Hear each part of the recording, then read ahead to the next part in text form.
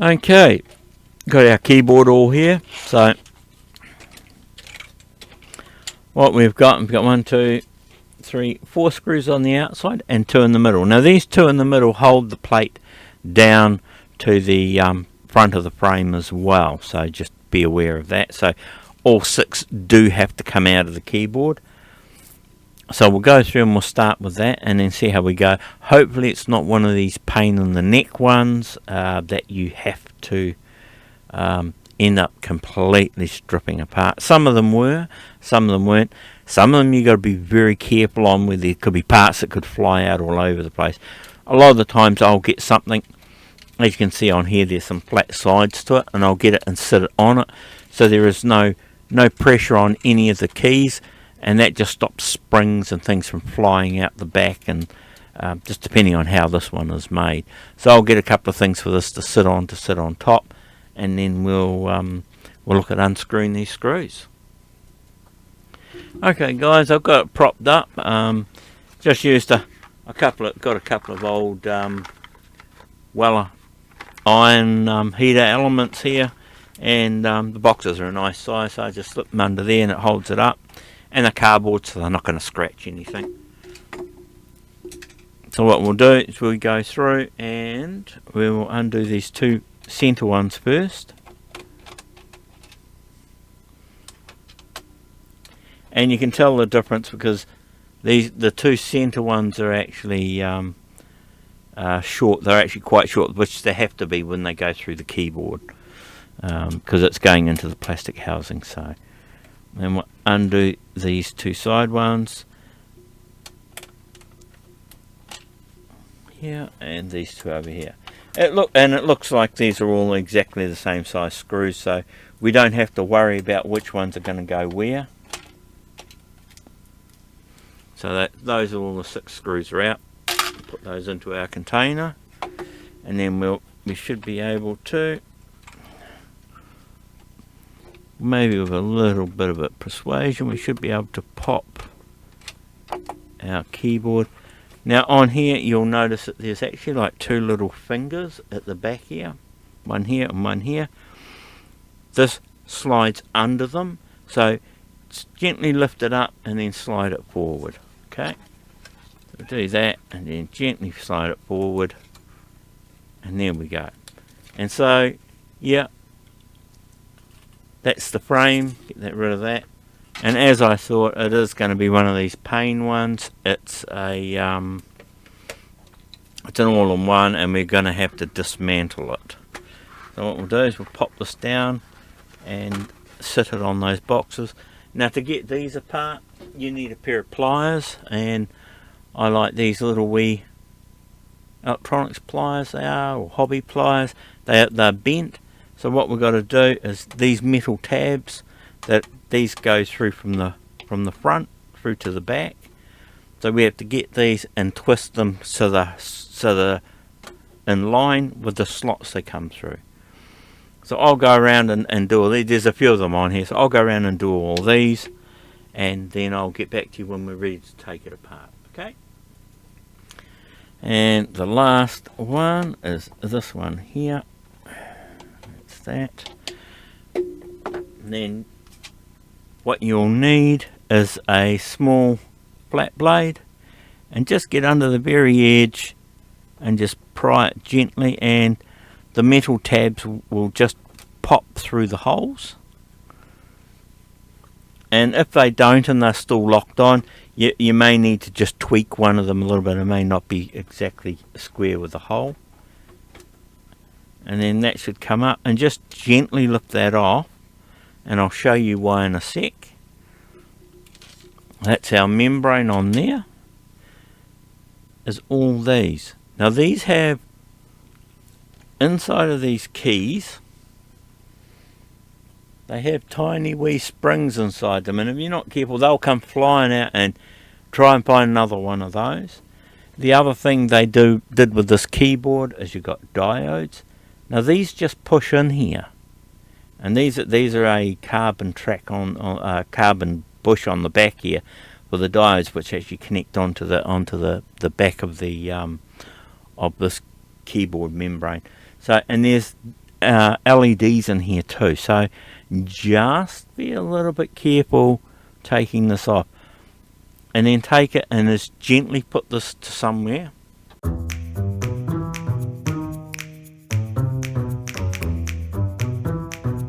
Hi guys, yeah, I'm not trying to pull the wool over your eyes, but what I did is I actually cleaned up the metal casing for the keyboard and that. As you can see, it was in a pretty bad state. So I descaled it and primed it and painted it. I took off all the plastic bits, and as you can see in the up and coming pictures, it's 100% better. I then put everything back together and had it all set aside, and then carried on with the membrane repair. And so what now we have is, this is the membrane. So now I've not seen one of these before. This is a bit weird. It's got a top and a bottom membrane, so that when you press down on this, they make contact. And there's the springs actually will push on these, and they make the contacts for you. But what they've got, this is quite common, but what they have got here is it's got like these little tinned copper tracks in here. Now what they're doing is they're actually bridging across the carbon track. So what it is like a clear piece of plastic underneath that shields and insulates the carbon tracks underneath. And then they've got these very fine copper tracks going across it. So what I'm going to have to do is I'm going to have to jump online and see if I can find out anything about these keyboards, to find out what these are, and if there's any significance to them being a resistance or something like that. I don't know, but I'll jump back online and check all that out, and then I'll get back to you guys. Okay, so I've been doing a bit of looking, and I found something in a manual, and I have looked and actually found all of the keys that are non-responsive are all in the one row, which is row 11, which is, if we have a look over this side here, it is actually on this row here on the large track. So it looks like that this track feeding in through all these keys, there is an issue. And this is what I'm saying to you, I've not seen this weird track thing they have going on over around through here. So, but what I will do is I will sit down and I will meter this all out, and then I will work out what runs where on here for you guys. We're starting to get to this, and I think this thing is fighting us. I don't know if it wants to run. And I mean, we have not even got to the MIDI units. So I mean, I hope they're not going to be as hard to fight over as this is. But anyway, hey, if it's worth preserving, it's worth doing. Okay guys, so I've gone through with a multimeter and I've metered out all the tracks that go on that row 11. As you'll see on the left hand side, there is a key to show you what goes where. The green traces are the carbon tracks that go underneath everything, and the yellow is the copper for the silver jumpers that go across, and then the red is just the standard carbon track. So from here, I think we need to separate the two tracks and have a look at what's going on underneath and find out where the break is. Okay guys, so what I've done is I've gotten everything down on the table here ready for you. So a few tools we're going to need. We're going to need a Stanley knife or a blade of some sort, because as I said to you before, that this is a clear plastic that's actually glued down with the copper tracks over it, so we're going to have to actually cut those off so we can get this top layer off of the bottom layer, and a few small picks and tools and some maybe cutters and pliers if we need them, screwdriver and so forth. This is the legend that I showed you before of all the keys that we need to take off. I do need to quickly print off the one for what keys are what, so we can go through with a multimeter and actually go over it and check where each of these is actually broken, or what track is actually broken on this. So we'll go through taking this top piece off first, and I will whip off and print up the key traces, and we'll come back and do this. So you guys won't notice it, it'll be instant for you, it'll take me a few minutes. Alright, so we will carry on and see how we go from here. Okay, so I did find I've got one of these single-sided safety razor blades, which I think will be better. So what you've got to do is, around these, is that you've got to gently cut the plastic. You don't want to cut the traces, you just want to gently cut the plastic around the outside and lift it up. Now this top layer is also glued down with like a silicone type glue to the bottom one, so you can gently go around and break the bond between them, because we're going to have to stick this back down anyway, and that's what the picks and that sort of thing are really good for, is to go around and actually break that seal. So we just find a gap. So this is opened up slightly anyway, so we'll go through here and we just gently go along and we break the seal as we go along. And as I said, it's like a silicone, so if you've ever tried to peel silicone off stuff, it's a bit like that. So we just gently go through. We don't want to break anything or tear anything, so we just gently go through and we actually take off the silicone. That's that side, spin it around. Now it's not going to give way, because these two pieces that have got the copper on them are actually stuck down to the bottom one, so we need to sort of loosen everything up to that, to around this point, and then we're going to have to gently cut around that to get that to come up. We'll come around this way. Right, we've got something there that's holding us, so gently with the blade in there, we just gently go in there and just gently, and try and make sure they're good and sharp, the blades, so you can actually slit through whatever's holding it. So you can then come along. Don't use the blade under here, because if you use an actual physical blade, you're probably going to go through and cut the trace, so don't do that. That's where these they're sharp at the point, but they are rounded, so you can't really damage anything if you're gentle with it. Coming down through here, and you'll feel the resistance of the silicone as you're sliding it around, because it is on the end. So there's another one down the end here.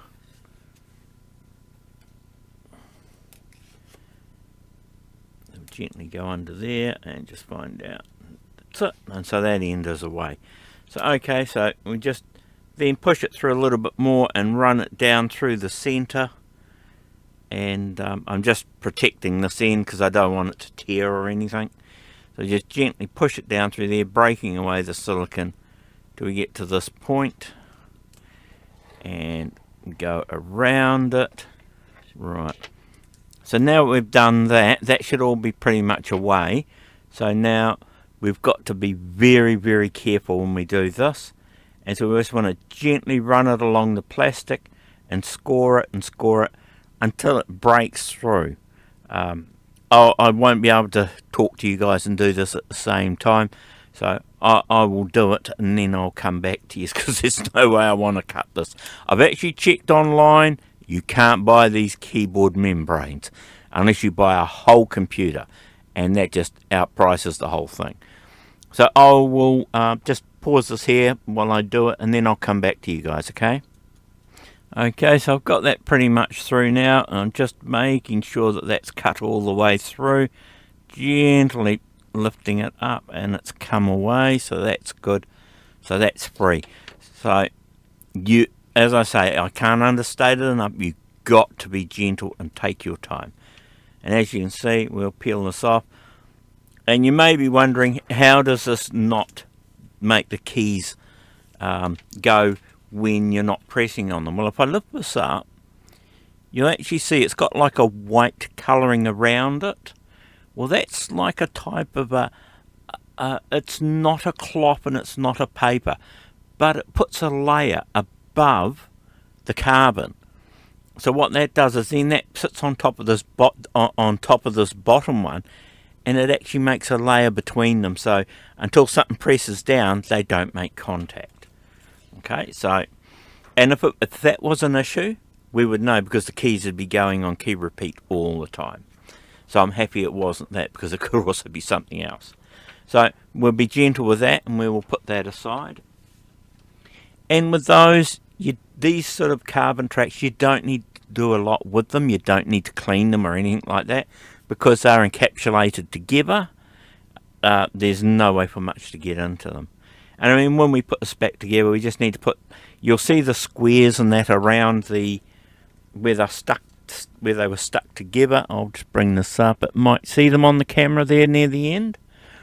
I'll just show you with this. So if we go in, see if we look around this end. So if you look around here, see how there's those faint marks around it? That's where the silicon was on them to hold the two together, so it didn't move around. So it's only those few we've got to put a little bit of silicon around them to make them stay down, and it's just to hold it there. It doesn't move and they don't line up, so that's all that's for. So anyway, so now we've done this, so now I've got to go through and I'll print off this diagram of what key goes where, and then we'll go through and have a look at what's wrong with what. So anyway, I've got the printout now, so here we have the traces to actually go across and have a look and see what's what. So I will put this here, I'll move that back. Okay, we got multimeter, and we got the multimeter is on continuity mode. I'll swap those around because it's easier for me to work on it closer to me. So the track we got to look at for coming in is that one there. So we'll go from this track down to here, and so that's making continuity all on the way through. So I'd say that track is fine to that point. So now looking at this, it comes across to here, then it goes underneath, as was in the diagram that I'd done. So it comes underneath, then comes around to the side, and actually comes over to this one here. So what we'll do is we'll meter that to that, and we have continuity there. So now across this copper strip, and there's continuity on the copper strip. Now see we go to that carbon track and there is no continuity. So there's a break between the copper strip and the carbon, and even on this copper strip it's a wee bit dodgy to whether it's going to work on the copper strip as well. Yeah, no, it's working. So I'd see how it did work and then it didn't work. So yeah, but this then comes out and around over to here. So, but if we go from here to the carbon track and we get continuity, and that carbon track goes under to a pad under here. So now we get continuity to here.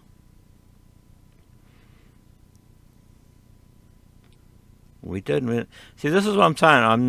Don't know if I'm trusting these copper tracks, because see, now we don't have any. We did, and now we don't. So I'm not liking that. So I'm picking there's something wrong with that. And if that's the case, there's probably others. As looking through this here with the tracking, there's a track that goes a carbon track that comes under here, that comes up to here. So I mean, if we test across these two, we should have continuity. And see, no, we don't. So there's something going on from this carbon track across to this one. Now we have continuity here. Yep. And so from this side, it comes from there, goes across to and comes up the other side, which is this one. And see, there's no continuity there either. If we check on this side,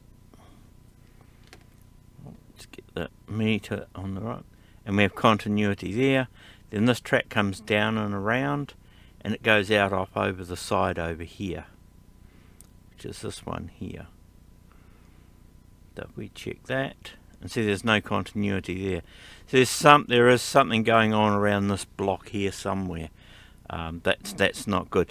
But what I've been thinking, I've been looking online, and what I can get is a conductive pen, which is like writing with a copper trace type of ink, and after about 10 minutes it goes off, and it's just like having an electrical trace. So I was thinking that if that's the case, what we can then do is lay some tape down where it's not important and run our own copper traces to where they need to go, and from there we can then get it to work, because it just looks like this is just hopping across, because the other ends of these copper tracks go nowhere. The only one that does is the first one, which comes down to here, which is one of the arrow keys. The rest of them all come up and go around, and F2 is up over the top over here. So I mean that's the only one that's different to the others. And if you look at the diagram, if you go back and look at the diagram again, you actually see it's just a big long trace going all the way around. So I'm picking that it's all around this area here, and that's why I said I'm a little bit dubious about this. So what I might look at doing is putting a piece of tape through here, and then running a carbon trace from here across to this side, and connecting them over here somewhere, and see if that actually fixes the problem. If it does, all well and good. Then we can test all around these various points on the trace here, make sure it's all working, and put it back together, and hopefully that'll fix our problem. Now the tape I'm going to be using is just a very thin, clear see-through tape. I could even lay it across the top of these, I suppose, because there's no contact going through those. But I will sort something out to do that, and I might have a little bit of an experiment first with the pens.